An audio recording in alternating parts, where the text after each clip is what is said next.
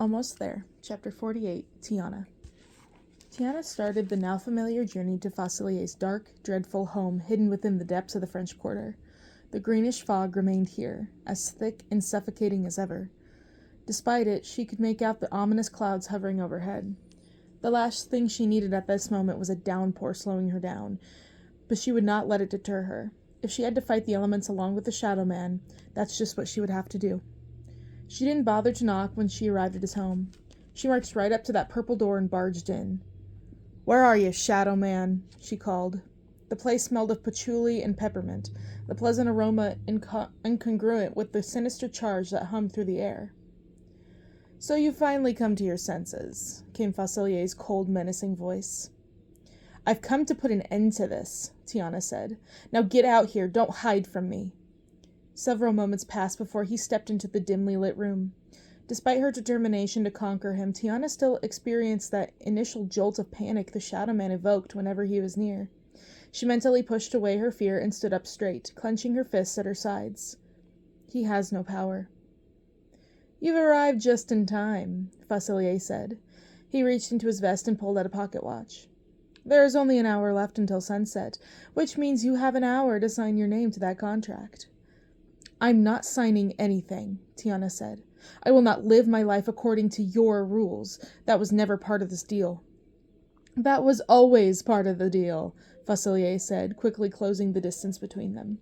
He drew near his face, just inches from hers. "You've been playing by the rules all along, Tiana. You just don't realize it." "That's not how this works." She fought to keep her voice from trembling. She refused to let him see an ounce of fear. "You don't get to change the rules at your whim, but it doesn't matter because I'm done." "Are you now?" His brow arched as he stared her down, observing her as if she were a bug he wanted to crush with his shoe.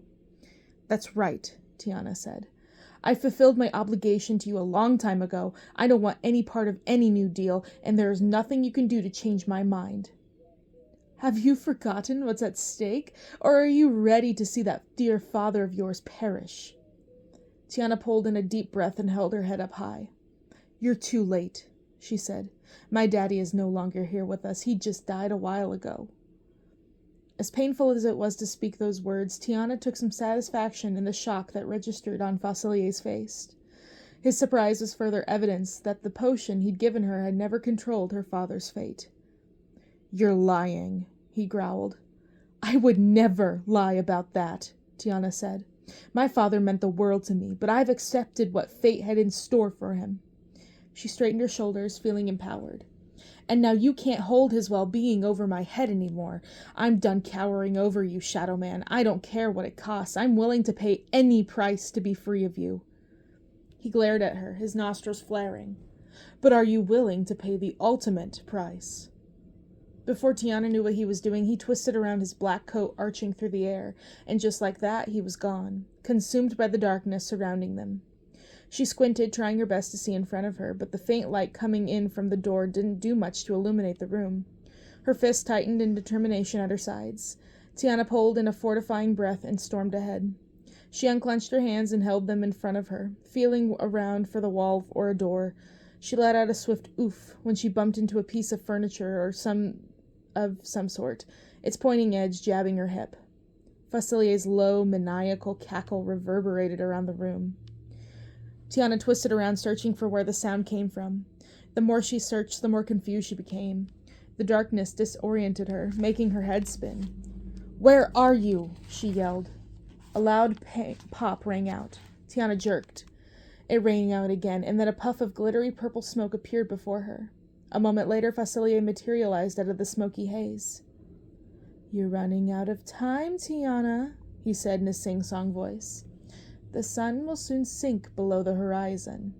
He reached inside his vest again and produced the blasted contract. "Sign it," he hissed as he shoved it at her. "No," she yelled. Summoning every drop of courage within her, she ran at him. Facilier struck out with his hand, and Tiana bounced backwards as if she hit an invisible wall. She crashed to the floor, scrambling to find her footing. She pushed herself up and launched at him again, but he broke away and retreated deeper into the house. Her heart thumping against her chest like a pack of wild horses, Tiana took off after Facilier. She heard a door slam shut and rushed toward the sound, running her hands along the wall until she encountered the door handle. She opened the door and stopped short. It was pitch black. She blinked several times but couldn't make out even the faintest object. "Enter at your own risk." Facilier's disembodied voice came from somewhere in the empty abyss that stretched out before her. Tiana pushed at the threshold, her chest heaving with the swift breath she sucked in. She closed her eyes. "This is for you, Daddy." Then she charged into the darkness.